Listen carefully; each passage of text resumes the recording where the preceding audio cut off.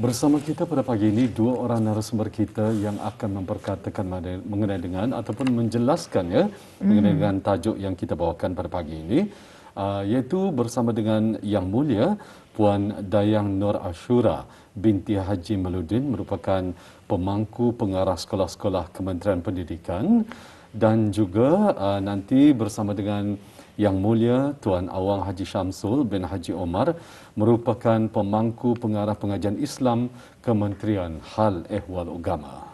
Ya, Assalamualaikum Puan, Tuan. Waalaikumsalam warahmatullahi wabarakatuh. Okay, selamat pagi. Baik. Selamat pagi. Baik. Baik, pada pagi ini kita akan bersama untuk mengetahui penjelasan mengenai permulaan sesi persekolahan bagi tahun akademik 2022. Jadi kita akan bersama Yang Mulia Puan Nur Ashura terlebih dahulu. Jadi bagi sesi persekolahan penggal pertama akan dimulakan pada hari Isnin, iaitu 29 Jamadil Awal 1443 bersamaan 3 Januari 2022 Masihi. Jadi di sini mungkin Puan boleh menjelaskan, mengongsikan dengan lebih lanjut mengenai dengan perkara ini. Silakan Puan. Terima kasih. Bismillahirrahmanirrahim. Rabbil syarli sadri wa yarsili amri walal uqdatan min lisani yafqahu qawli. Assalamualaikum warahmatullahi wabarakatuh. Selamat pagi dan salam sejahtera. Pertama sekali diucapkan berbanyak-banyak terima kasih kepada pihak rancangan Rampai Pagi Radio Television Brunei kerana menjemput saya mewakili bagi pihak Kementerian Pendidikan dalam wawancara pada pagi ini. Alhamdulillah, sukacita saya ingin mengungsikan bahawa sesi persekolahan penggal pertama bagi sesi akademik tahun 2022 bagi sekolah-sekolah rendah, menengah, maktab-maktab dan pusat-pusat tingkatan 6, kerajaan dan swasta yang di bawah kawalan Kementerian Pendidikan akan bermula pada hari Isnin 29 Jamadil Awal 1443 bersamaan 3 Januari 2020.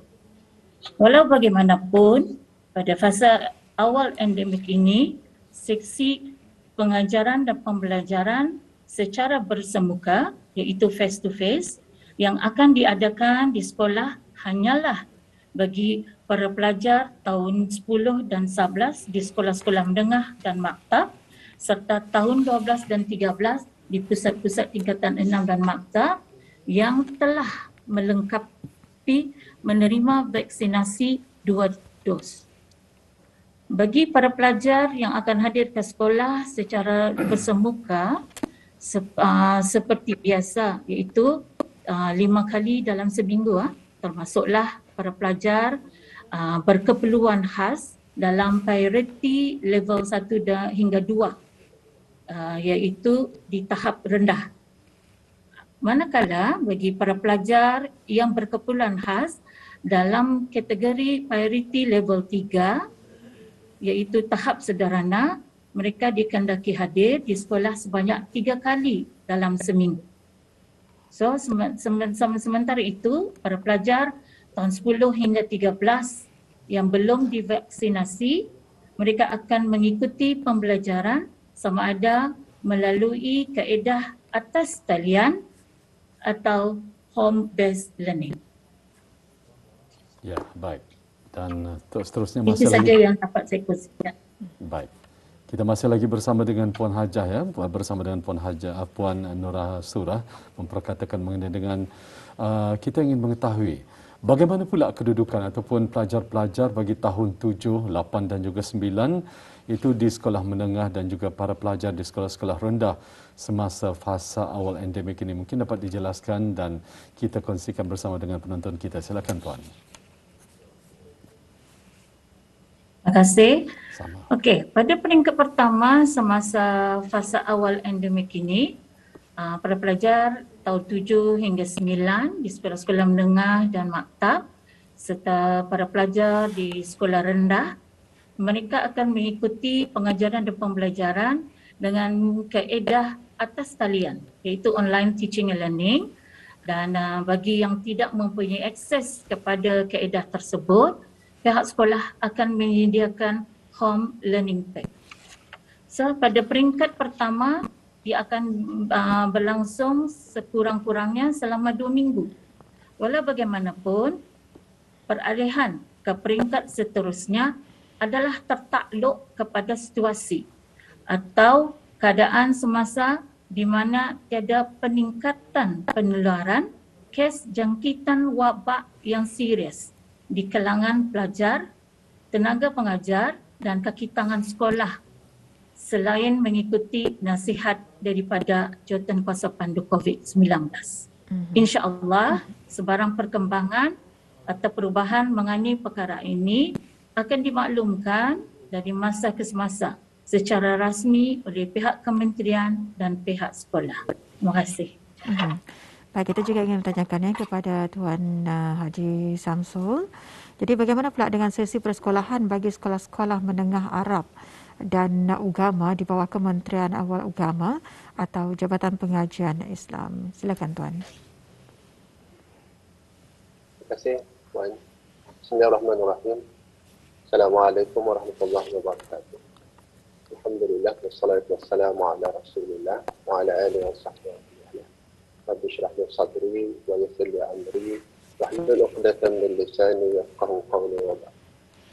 Alhamdulillah bagi sekolah-sekolah Arab, sekolah-sekolah Ugama dan juga Institut Tahfiz Al-Quran di bawah Kementerian Awal Ugama, pelaksanaan sisi persekolahan adalah seperti mana yang telah disampaikan dalam sidang media yang Muhammad Menteri Awal Ugama pada 8 Jamadil Awal 1443 Hijrah bersamaan 13 Disember 2021 yang lalu, bahawa sekolah-sekolah Arab dan Ugama serta Institut Tahfiz Al-Quran akan turut memulakan sisi persekolahan pada 3 Januari 2022 dan insya-Allah seperti yang kita maklumi bersama bahawa sisi persekolahan tersebut akan dilaksanakan secara bertahap atau berperingkat.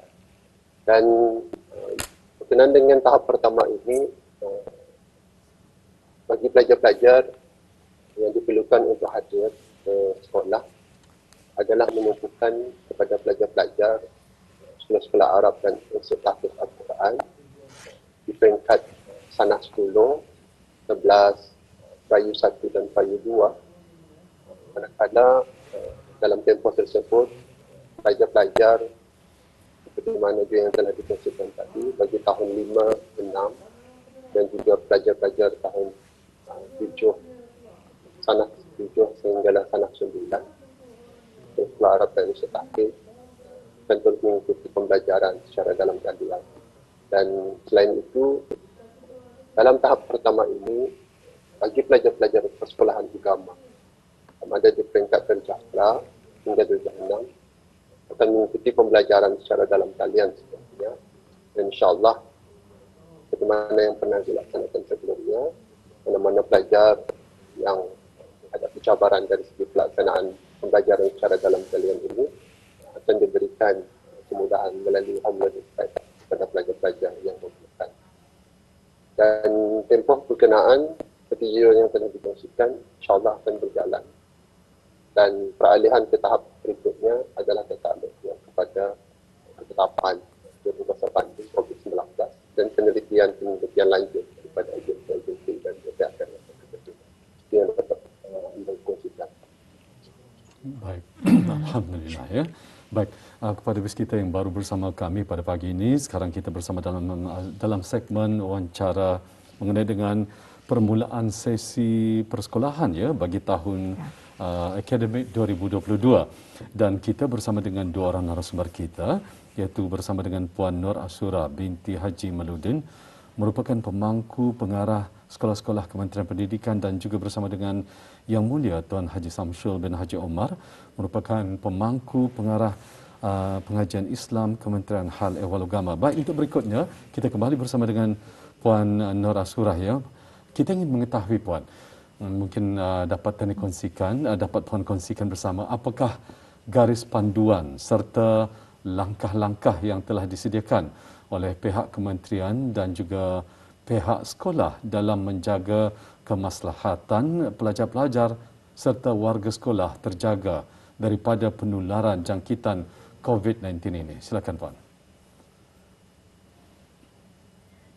Terima kasih atas soalannya. Sama.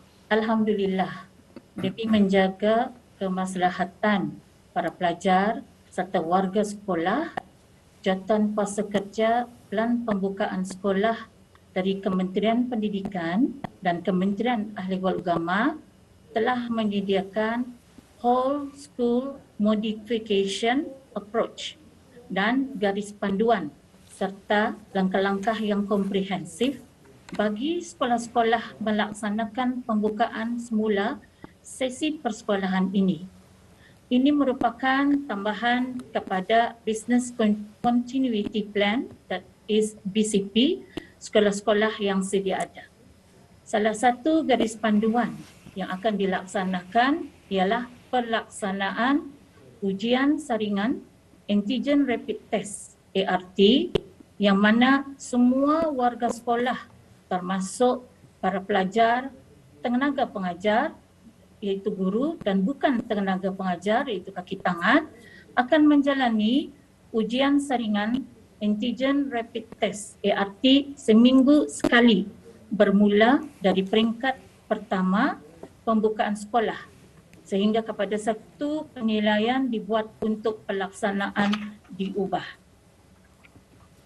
Bagi para pelajar, ujian saringan Antigen Rapid Test ini, ART, akan dilaksanakan di sekolah masing-masing dengan sokongan dan bantuan para tenaga pengajar.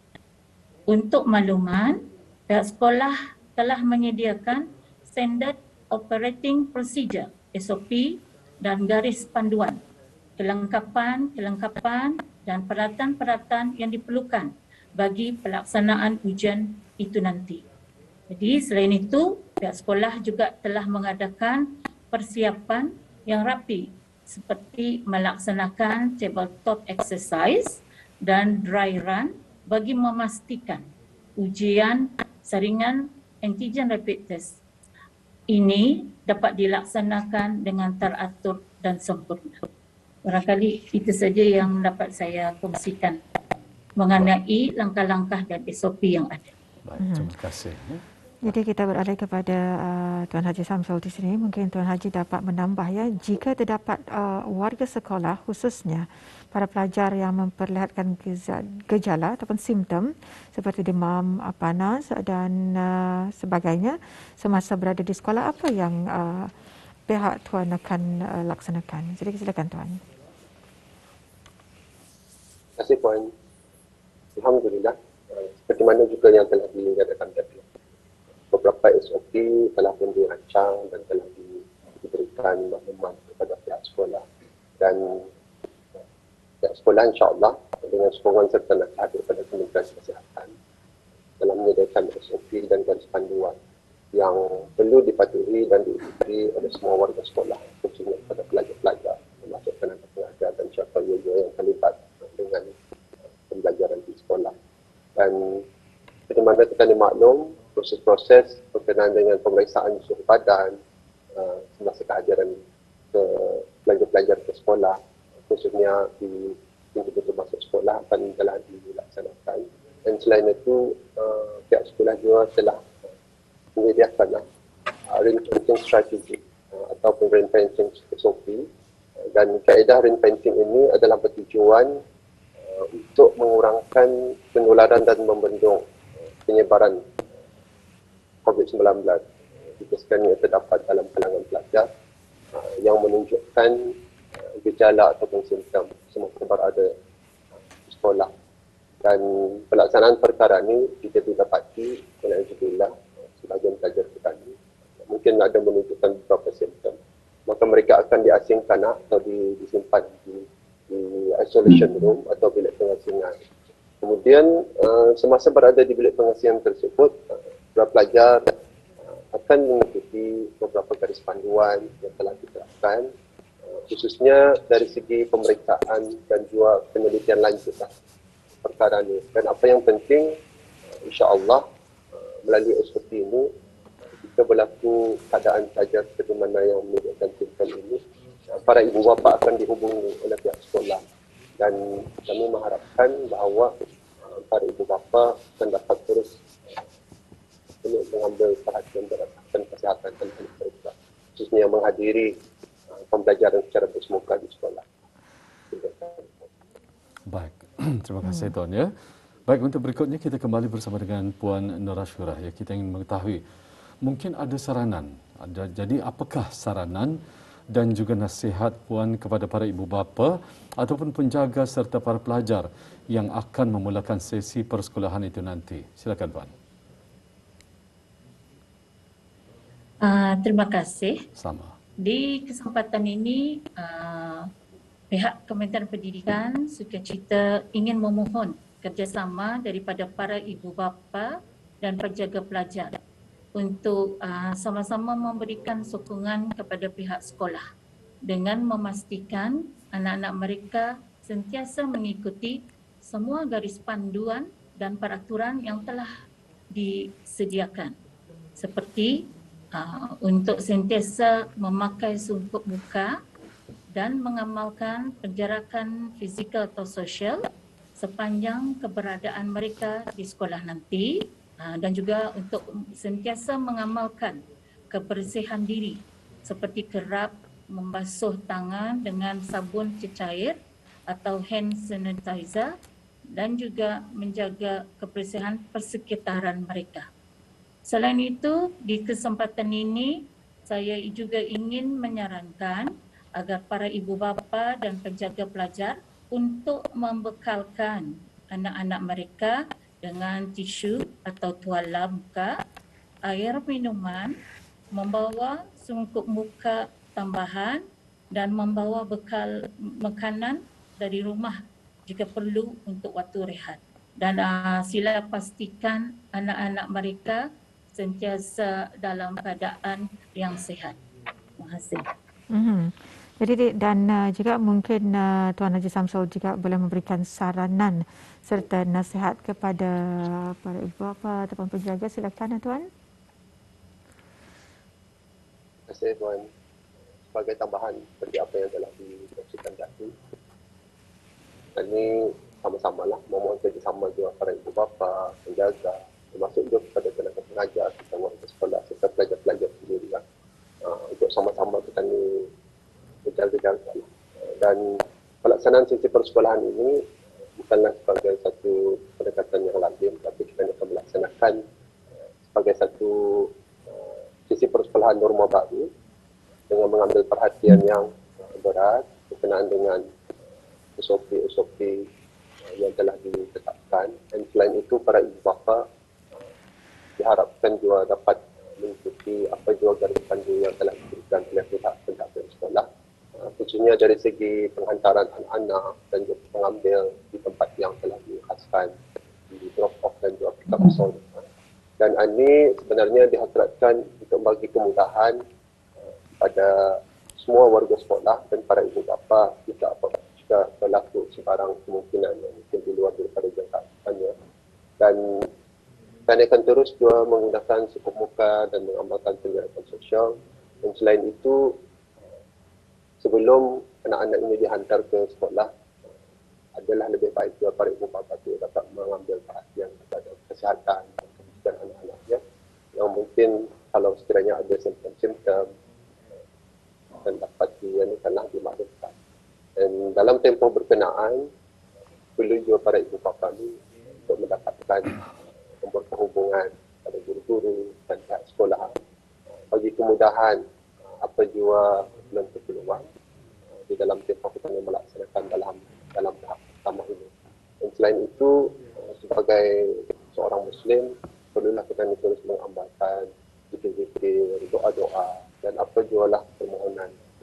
Mudah-mudahan pelaksanaan sesi persekolahan ini dapat berjalan seperti mana yang diharapkan, dan mudah-mudahan Allah Subhanahu Wa Taala akan terus meningkatkan berkat dan rahmat kepada negara kita ini dengan perlindungan, dan negara kita ini akan dijauhi dan terus dihindari daripada penularan wabak COVID-19 ini, dan anak-anak kita ini semua dapat mengikuti pembelajaran secara bersemoga dan akan dapat meneruskan pembelajaran mereka mengikut tahap-tahap yang kami akan lakukan. Baik, terima kasih Tuan ya. Baik, akhir sekali kami memberi peluang sedikit masa kita kurang daripada 2 minit untuk Puan Hajah. Mungkin Puan Hajah dapat kongsikan jika orang ramai khasnya ya kepada ibu bapa ataupun penjaga ingin mengetahui lebih lanjut mengenai dengan persediaan sesi persekolahan penggal pertama bagi tahun 2022 ini.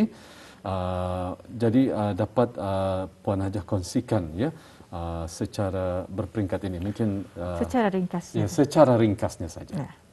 Silakan. Terima kasih bagi ibu bapa dan penjaga yang ingin mengetahui lebih lanjut mengenai sesi akademik pembelajaran pada tahun 2022 ini, mereka bolehlah merujuk kepada pihak sekolah masing-masing untuk sebarang pertanyaan dan sebarang kekhawatiran yang ada. So mereka perlu menghubungi pihak sekolah masing-masing. Itu yang dapat saya nasihatkan pada masa ini. Terima kasih. Terima kasih kami ucapkan kepada Yang Mulia iaitu Puan Dayang Nur Ashura binti Haji Maludin, itu pemangku pengarah sekolah Kementerian Pendidikan, dan juga Yang Mulia Tuan Awam Haji Samsul bin Haji Omar, pemangku pengarah pengajian Islam Kementerian Awal Agama, dengan penjelasan yang telah pun diberikan iaitu permulaan sesi persekolahan bagi tahun akademik 2022. Ibu-Puan, terima kasih. Assalamualaikum Tuan-Puan. Assalamualaikum warahmatullahi wabarakatuh. Waalaikumsalam warahmatullahi wabarakatuh.